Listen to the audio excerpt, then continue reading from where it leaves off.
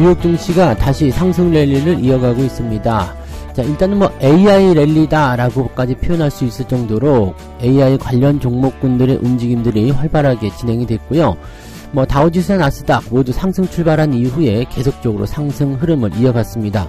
여기다가 국채 금리까지도 다운이 되면서 투자자들의 기대치가 더 높아지고 있습니다. 보통은 추수감사절이 끼어있는 주간에는 변동성이 심하기는 한데 일단은 기대감이 많이 작용하는 모습인 것 같습니다. 이 부분들 알아보도록 하고요. 환율이 최근에 계속적으로 떨어지면서 1290원대까지 갔죠. 더 떨어질 것이다 라는 전망도 나오고 있기 때문에요. 이제는 환율 하락에 대한 기대치가 높아질 수 있는 그런 상황이 되고 있다, 이런 얘기가 나오고 있습니다. 그에 따라서 환율 하락 수혜주들, 뭐 특히 이제 내수주라고 볼 수 있겠는데요. 이런 비용 절감에 따른 기대감들이 높아지는 종목군들에게 관심이 쏠리고 있고요. 그런 종목군들의 주가가 또 상승하는 모습을 보여주고 있습니다. 이 부분들 같이 알아보고요. 최근에 엔터주들의 움직임이 썩 좋지가 않죠. 흐름도 하락세로 전환이 되고 반등도 좀 시원찮은 모습입니다. 자, 그에 따라서 뭐 여러가지 좀 부담스러운 리포트들이나 증권사 전망치가 나오고 있는데, 여기다 대고서 박진영씨죠, JYP의 주식을 지금 사야 한다, 3년 5년 후를 보고 사야 한다, 이런 얘기를 하고 있는데, 자, 엔터 둔화에 따라서 지금 주식을 사야 한다라고 이야기하는 거 과연 맞을지 알아보도록 합니다.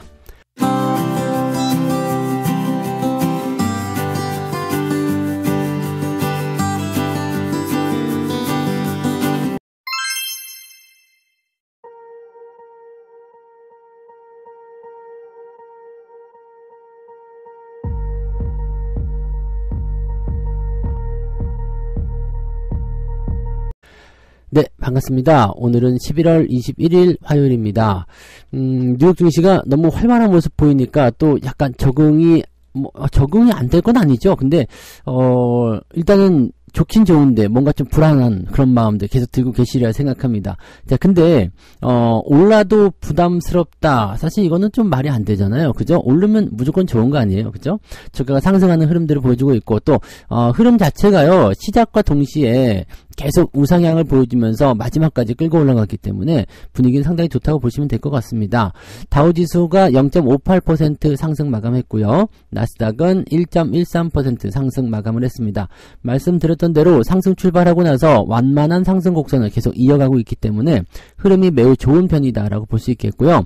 보통 이렇게 올라갈 때는 뭐 경기 전망이라든지 또는 시장을 짓눌렀었던 악재가 뭐 사라졌을 때, 또는 이제 뭐 증시에 영향을 많이 줄 수 있는 그런 대형주 또는 기술주, 이런 쪽에 상승이 일어났을 것이다 라고 분석할 수가 있겠죠. 그냥 분위기가 좋다, 투자자들에게 뭔가 기대감이 많이 생겨나고 있다, 이런 식의 얘기를 가져갈 수가 있을 것 같습니다.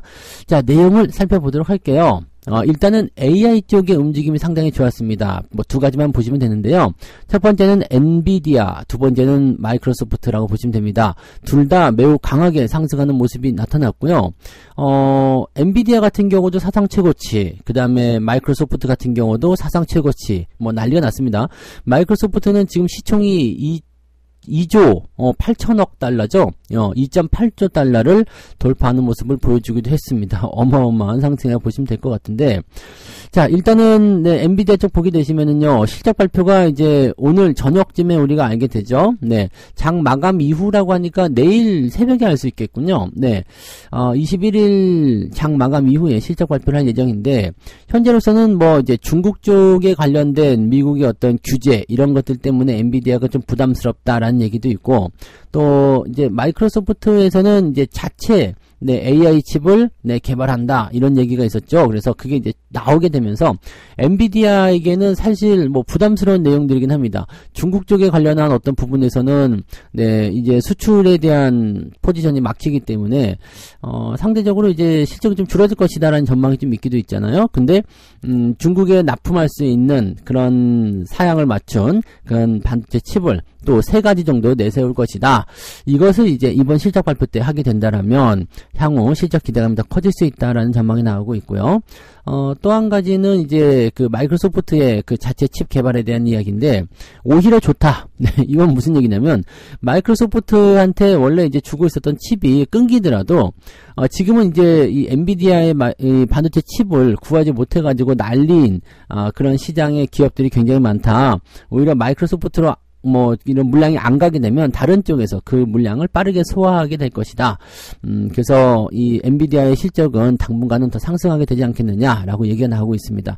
그러니까 이번 실적에 대한 부분들은 부담스럽지 않게 생각하고 있고요.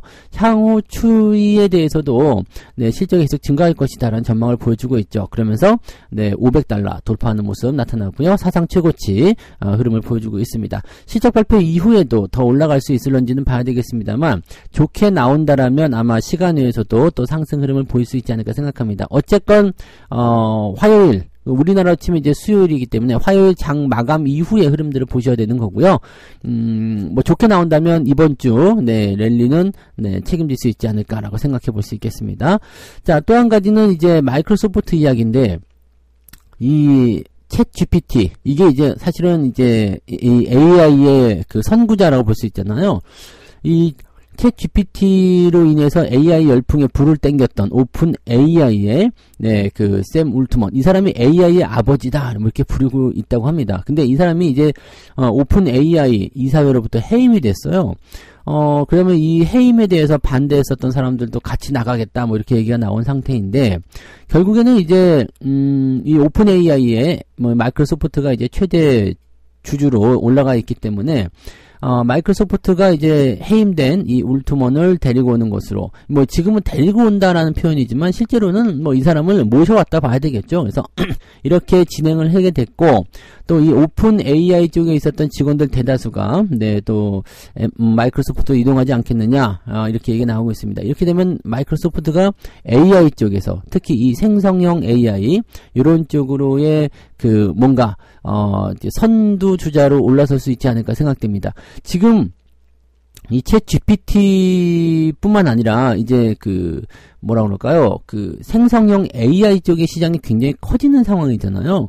이렇게 커지는 상황 속에서 마이크로소프트가 최근에 그 채택하고 있는 네, 델리 3인가요? 뭐 그 모델, 이게 또 상당히 이제 그 뭐랄까 그 퀄리티가 굉장히 좋다는 평가를 많이 받고 있기도 합니다. 그리고 챗 GPT-4 이런 것들을 전체적으로 이제 포함하는 내용들이기도 하죠. 뭐 어쨌건 네, 이 AI 쪽에서의 기대감들이 또 커졌다라는 부분이고요. 그로 인해서 주가가 상승했다는 것은 네, 당연한 사실이었다고 생각됩니다. 그러다 보니까 이제 이 AI 관련된 그런 부분에서의 기대치가 또 높아졌고요. 그런 종목들이 올라갔다 보시면 되겠죠. 자, 주가 상승은 뭐 이것뿐만은 아니겠지만 AI가 어느 정도 또 한몫을 거들었다 이렇게 판단하시면 될 것 같습니다. 두 번째는요, 금리 쪽입니다. 시장이 그동안 계속 눌려 있었던 부분 중에 한 이유도 금리 때문이었잖아요. 근데 이제 10년물 국채 금리가 4.5% 아래로 떨어집니다. 네, 이 고금리에 대한 부담감이 크게 완화되었다라는 얘기가 되겠죠. 이 금리가 떨어지게 되면, 특히 채권금리요. 채권금리가 떨어지게 되면 우리나라는 이제 보험주 쪽에서는 좀 안 좋은 영향이 나올 수 있습니다. 그래서 뭐 주가가 뭐 크게 폭락한다거나 그런 형태가 아니더라도 상승하기 어려운 그런 흐름으로 갈 수 있다는 것을 참고하셔야 될 필요는 있겠는데, 뭐 어쨌건 네, 최근에 인플레이션 둔화에 따른 그런 내용들이 아마도 어느 정도 영향을 줬을 것이다라고 판단되고 있고요. 이 국채 금리가 떨어지게 된다라는 그 사실 하나만으로도 실질적으로 이제 기업들이 가지는 부담감이 많이 떨어지죠. 그래서 부담감이 많이 낮아지게 되면 거기에서의 그 실적 기대감 이런 것들이 또 크게 나타날 수가 있습니다. 자, 현재 금리를 동결할 가능성 매우 높다라고 보시면 되는 거고요.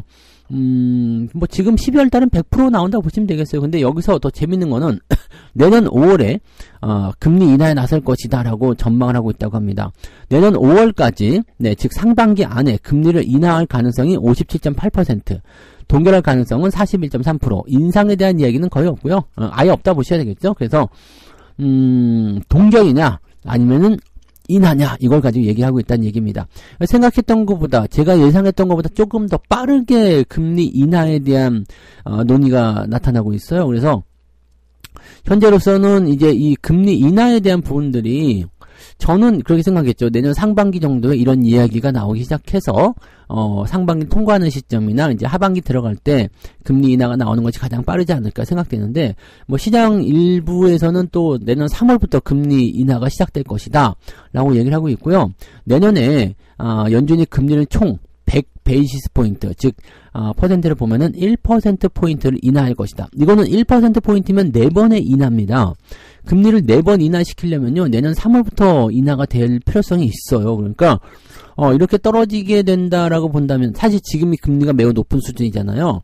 2026년도까지 2%대 금리를 만들겠다라고 얘기가 나오고 있습니다. 물론 2%대 후반이긴 합니다만, 2026년까지 가려면 적어도 2%대까지 가려면 금리를 이번 연도 4번, 다음 연도에 4번, 그리고 2029년도에도 한 2-3번 정도는 더 해줘야 된다는 얘기거든요. 그러니까 한 10번 정도는 금리를 낮춰줘야 된다는 얘기인데, 그게, 그럼 10번 정도 낮추면은 0.25씩 10번 낮추니까 2.5%포인트잖아요. 그러면은 2%대 떨어진단 말이죠. 그러니까 그 정도를 해야 되는데, 그럼 숨가쁘게 진짜 뭐 아주 빠르게 금리 인하를 계속적으로 연속 진행을 해야 된다는 얘기거든요.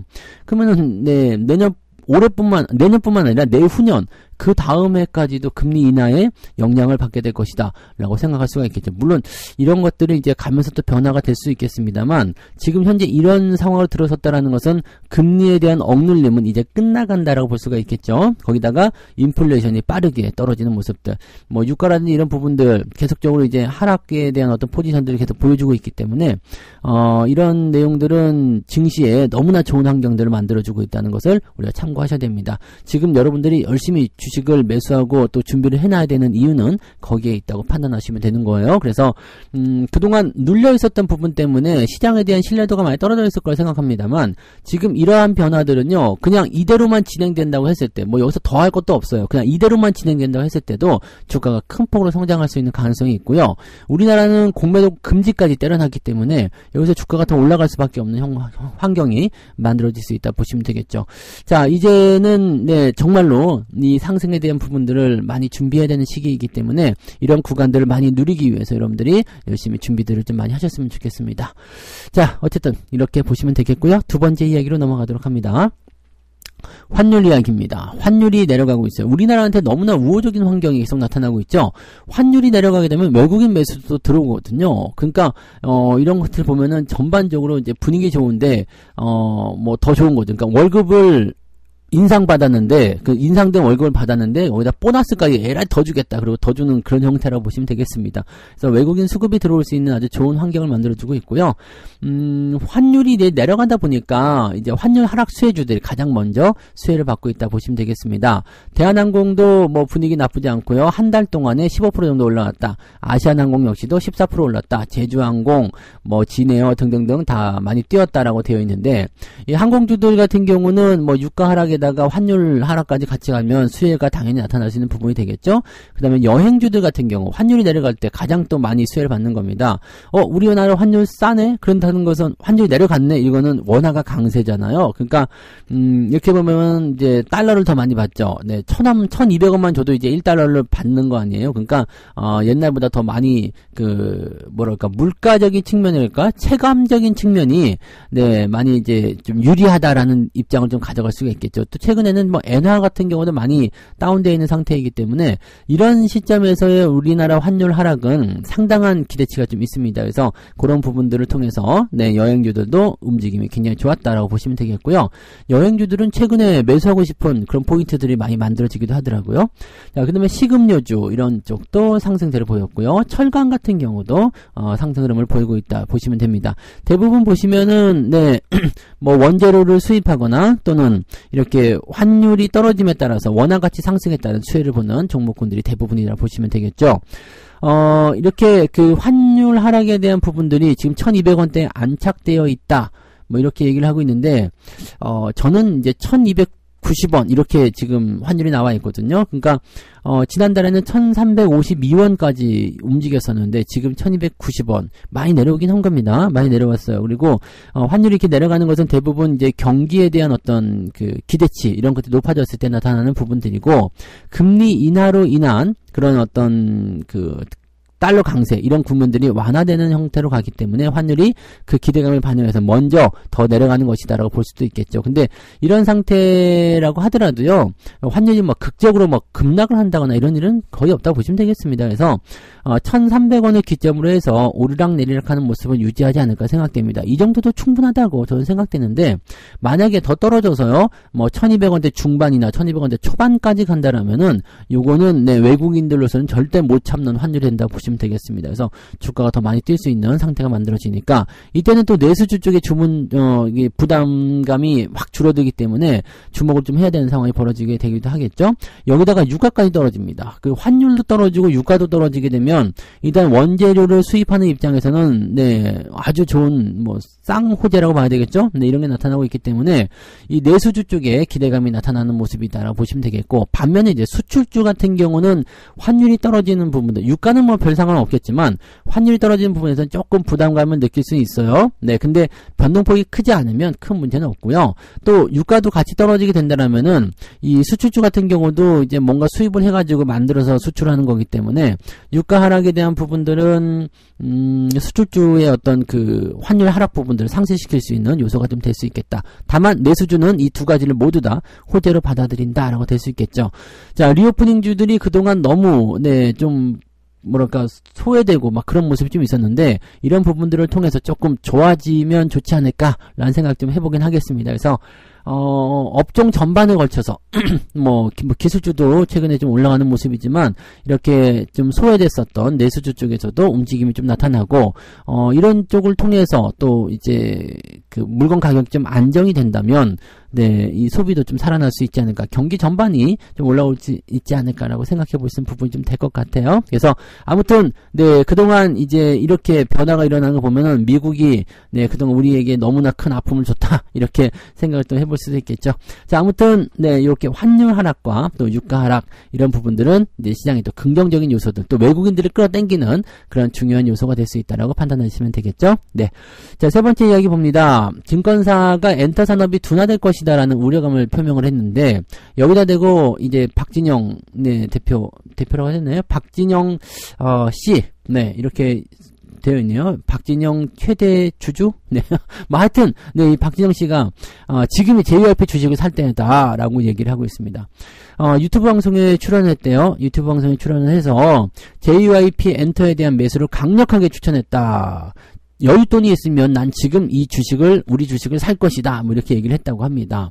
그러면서 이제 소속 가수의 어떤 빌보드 차트 진입, 이런 것들도, 빌보드 차트에서 1위를 했네요. 이런 것들도, 분위기가 좋은 거다라고 얘기를 하고 있다고 하는데, 자, 일단 JYP 엔터는 최근에 주가가 계속 좀 떨어지고 있는 모습이에요. 어제는 반등이 조금 있긴 했었습니다만, 뭐 기술적 반등, 왜냐면 단기적으로 많이 떨어지는 모습이 있기 때문에 어느 정도 기술적 반등을 예상해 볼 수 있는 내용은 있습니다. 그래서 그런 정도로 볼 수 있겠습니다만, 흐름 자체는 그렇게 좋지 않아요. 그리고 일단 하락 추세로 전환이 되는 시점으로 가긴다라면 분위기가 별로 안 좋죠. 근데 최근에는 이제 기관들이 뭐 매수를 조금 했지만 외국인이나 개인들은 이제 매도를 계속 보여주고 있는 모습이기도 하고요. 엔터주 전반에 걸쳐서 YG 엔터, 하이브 이런 주가도 계속 떨어지고 있고요. SM도 마찬가지겠죠. 물론 이제 단기적으로 떨어진 부분에 대해서 어제는 대부분 다 올라오긴 했습니다만 조금 답답한 부분이 있다. 자, 이것을 두고서 왜 그러느냐라고 얘기하는 것이 이 K-팝 가수들의 앨범 판매량이 급감했다라는 거죠. 특히 중국에서 판매량이 좀 급감하면서 이제 이런 부분들이 악영향을 미칠 것이다라는 식으로 이야기가 나오고 있습니다. 그래서 뭐 거의 10% 가까운 하락률을 많이 보이기도 했었는데, 이렇게 많이 떨어졌기 때문에 기술적 반등이 나오는 어떻게 보면 당연한 얘기고요. 뭐 2차적인 추가 반등도 오늘 가능할 수도 있겠죠. 근데 지금처럼 이렇게 지금 사야 한다라는 그런 느낌은 좀 아닌 것 같죠. 교보증권연구원은요, 뭐 초동 판매량이, 이게 앨범 판매량이요, 뭐 에스파, 스트레이키즈는 뭐 잘 모르겠지만, 아무튼 이 그룹들의 초동 판매량이 전작 대비 좀 역성장했다는 얘기죠. 뭐 19%, 30% 이렇게 역성장했다. 그래서 앨범 판매량이 감소가 됐기 때문에 엔터 산업의 성장률을 둔화로 보는 것이 맞다, 뭐 이렇게 얘기를 하는데, 이거는 조금 우려감이 좀 크지 않나 생각합니다. 왜냐면 좀 오버한 것 같은 느낌이죠. 그러니까 앨범 판매량이 좀 줄었다고 해가지고 이제는 뭐 끝났다, 성장력이 떨어진다, 이거는 아니죠. 앨범이 전부가 아니잖아요. 뭐 콘서트도 있을 테고요. 뭐 그 외에 또 진행되는 부분들이 있기 때문에 또 뭐라고 할까요? 그 앨범 판매량 둔화가 전체적인 어떤 그 실적의 분위기를 좌우하는 것은 또 아니잖아요. 그래서 그런 내용들은 우리가 체크를 좀 해보셔야 될 것 같다 생각은 됩니다. 그래서 그런 내용들을 충분히 우리가 검토를 좀 해보셔야지 뭐 엔터 산업이 뭐 이제 둔화인지 아닌지를 알 수 있을 것 같긴 하고요. 자, 그 다음에 이 박진영 씨 이야기에 따르면은요, 앨범 판매량이 줄었다라는 분석은 맞다. 근데 거기에다가 K-팝이 한계에 다다랐나? 이런 얘기는 좀 아니지 않느냐? 뭐 이렇게 얘기하는 거고요. 중국 시장에서 소비가 좀 둔화하기 때문이지 실질적으로 K-팝 회사들의 어떤 계획은 다 그대로 진행되고 있다. 그리고요, 그 JYP 엔터 주식을 사야 될 타이밍이다. 네. 여의도에 있으면 난 사겠다 이런 얘기하고 있습니다. 1년 뒤를 보는 것이 아니라 3년 뒤, 5년 뒤를 보고 사라 이렇게 얘기를 했다고 하는데 이거는 제가 또 반박을 하고 싶어요. 네, 왜냐면 뭐 지금은 아닐지 몰라도 3년 뒤, 5년 뒤를 보고 사라. 자, 이거는요, 회사를 운영하는 입장에서는 자기 회사의 성장성을 보고서 충분히 그렇게 투자하라고 볼 수 있어요. 왜냐면 지금 실적보다 3년 뒤, 5년 뒤의 실적이 더 좋을 수 있거든요. 문제는 뭐냐면 이것을 주식에 연관을 시킬 수가 없어요. 왜냐면 아시잖아요. JYP 엔터 최근에 많이 올라왔죠.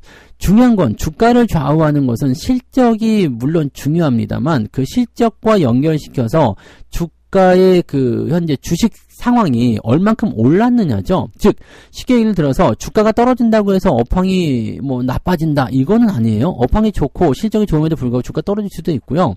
그 다음에 뭐 기타 등등 네 뭐 업황이 좀 나빠도 주가가 오를 수도 있고 뭐 그럴 수도 있는 거잖아요. 그러니까 그런 부분들이라서 이 주식을 연결해 가지고 앞으로 실적 계속 좋아지고 우리 지금 계획도 잘 되고 있는데 우리 주식 지금 사야 되죠? 라고 얘기하는 것은 좀 아니죠. 왜냐면 지금 이미 주가가 많이 올라와서 향후 미래의 가치를 반영해 버렸다라면 지금 주식을 사는 것은 좋지 않은 일이죠. 회사의 실적이 좋아지고 뭐 등등등 여러 가지가 나타나서 뭔가 이제 기대치를 좀 모으고 있다라고 하더라도 그렇게 생각하면서 주식을 지금 고평가에 사버린다라는 것은 애매할 수가 있겠죠. 그러니까 3년 뒤, 5년 뒤에 주가가 올라갈 수 있어요. 네, 실적이 더 좋아지면 또 올라갈 수가 있겠죠. 하지만 충분한 조정을 거친 이유가 되겠죠. 그러니까 지금 당장 사야 한다. 지금 사세요. 라고 얘기하는 것은 매우 위험한 발언이다. 라고 보셔야 되는 거죠. 그래서 주식을 매매하시는 분들은 무엇을 해야 한다? 네, 항상 주가의 어떤 현재 상태 그런 부분들을 고려하고 미래의 어떤 성장 가치가 좋다 그러면은 그 미래의 성장 가치를 미리 주가에 반영한 것은 아닌가라고 생각해 보시면 됩니다. 2차전지와 같이 생각하시면 돼요. 2차전지도 지금 미래 가치를 땡겨다 써가지고 주가를 그냥 한없이 끌어올려 놓다 보니까 쉽지가 않은 그런 형태의 주가 상승을 보여주는 모습이잖아요. 그러니까 그런 쪽으로 생각하시면 되는 겁니다. 네, 이렇게 참고하시면 되겠고요. 박지정 씨는 이제 회사를 보는 입장에서 우리 회사 계속 성장하는데 주식 왜 안 사요? 라는 식의 발언이었을 수도 있겠습니다만, 네, 타이밍적으로 봤을 때는 지금 당장 사라 이거는 조금 네, 조심해야 되겠죠. 네. 자, 이렇게 해서 세 가지 이야기 전달해 드렸고요. 뉴욕 증시는 AI를 앞세운 랠리, 여기다가 국채 금리까지 떨어지면서 분위기가 상당히 좋아졌다. 뭐 이거는 네, 뭐 그냥 우리나라 쪽에 또 좋은 이야기들 나올 수 있겠고요. AI 쪽 분위기가 상당히 좋아졌다라는 내용이기 때문에 뭐 하이닉스 삼성전자 쪽에 분위기가 또 확 쏠리게 되면 기대감을 크게 보여줄 수도 있겠죠. 특히 엔비디아 아닙니까, 그죠? 네, 이렇게 되면은 우리 시장이 또 오늘 올라갈 수 있는 발판을 만들 수 있는 기대치가 있다. 자, 환율이 떨어지게 되면서 환율 하락 수혜주들이 뭐 빵긋 웃고 있는 모습이다. 이렇게 얘기 나오는데 이것도 뭐 괜찮은 뉴스라고 생각이 듭니다. 네, 일단은 환율만 떨어지는 것이 아니라 유가도 같이 떨어지고 있기 때문에 수출주들이 입을 타격은 그렇게 크지 않은 상황이고요. 내수주들이 얻는 수혜는 매우 커지는 상황이다. 그래서 그동안 소외되었던 그런 리오프닝 관련주들의 약간은 햇볕이 비칠 수 있는 네, 그런 상황일 수도 있지 않을까 생각해 봅니다. 그래서 내수주들 관심을 좀 가져야 된다 이런 얘기들이 나오고 있다는 거 참고하시고요. 자, 엔터가 둔화되고 있는 것인가? 하지만 지금 사라. 엔터가 둔화되고 있는 것인가에 대한 부분을 반박하는 것에 대해서는 저도 어느 정도 인정할 수 있어요. 엔터가 사실 뭐 코로나 이후에 상당히 좀 안 좋았다가 이제 막 좋아지고 있는 상태고요. 뭐 더 많이 좋아지죠. 또 K-팝 때문에 또 이 엔터 때문에 이 국격이 올라간 것도 사실이에요. 뭐 한국에 가고 싶어요. 이런 것도 있잖아요. 그런 것도 사실이고 뭐 지금 중국 쪽에서 앨범 판매량 조금 줄었다고 해가지고 엔터 산업이 이제 또 둔화되느냐? K-팝은 끝났냐? 네, 이거는 너무 시기상조 말이 안 되는 얘기잖아요. 그래서 더 좋아질 수 있는데 지금 사야 합니까? 네, 라는 부분에 대해서는 아니죠. 이거 주가 뭐 하루 이틀 좀 떨어졌다고 해서 이런 게 타이밍에 나올 수 있는 게 아니고요.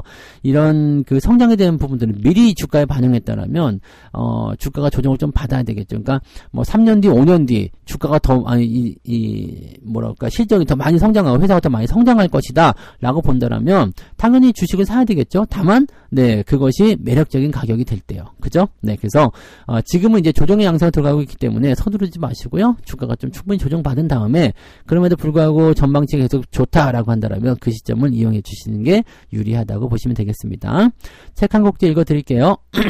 스타코믹스입니다. 책이 스타코믹스밖에 없냐? 이렇게 물어보시는데 뭐 책은 많지만 스타코믹스만 읽을 거예요. 네. 자, 주식도 종종 그런 경우가 생기는데 왜 오르는지 모르지만 매수가 몰려들게 된다.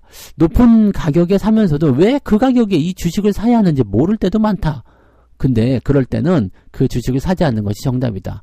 효용 가치가 없는 물건은 비싼 쓰레기일 뿐이다. 자, 버블에 대한 이야기예요. 뭐 지금 엔터주가 됐든 뭐 2차 전지가 됐든 내가 생각했었던 부분 또는 그런 어떤 가치 이런 것들을 모두 다 반영을 해서 주가가 올라가 버렸다면 더 이상 올라가야 될 이유가 없죠. 그래서 충분히 조정을 통해서 다시 매력적인 가격을 만든 이후에 올라가는 경우들이 많기 때문에 많이 올라가서 조금 분위기가 좀 부담스럽다고 생각될 때는요. 매수를 조금 멈춰주시는 게 유리하다라고 보시는 거죠. 충분한 조정, 그 다음에 충분히 매력적인 가격이 올 때까지는 여러분들이 너무 서두르지 않도록 해주시는 것이 좋다라는 것을 말씀드릴 수 있겠습니다. 자, 일단은 분위기는 계속 좋아지고 있으니까요. 좋은 분위기 잘 살려서 오늘도 성공 투자 이끌어내시기 바라고요. 계좌가 어제보다 조금 더 좋아지는, 조금 더 많이 좋아지는 그런 하루 되시기 바랍니다. 저는 장중시장 때 다시 올게요. 오늘도 화이팅 하시고요. 고맙습니다. 본 방송에서 제공되는 모든 정보는 투자 판단의 참고 자료이며 투자의 최종 책임은 본 방송을 이용하는 본인에게 있습니다.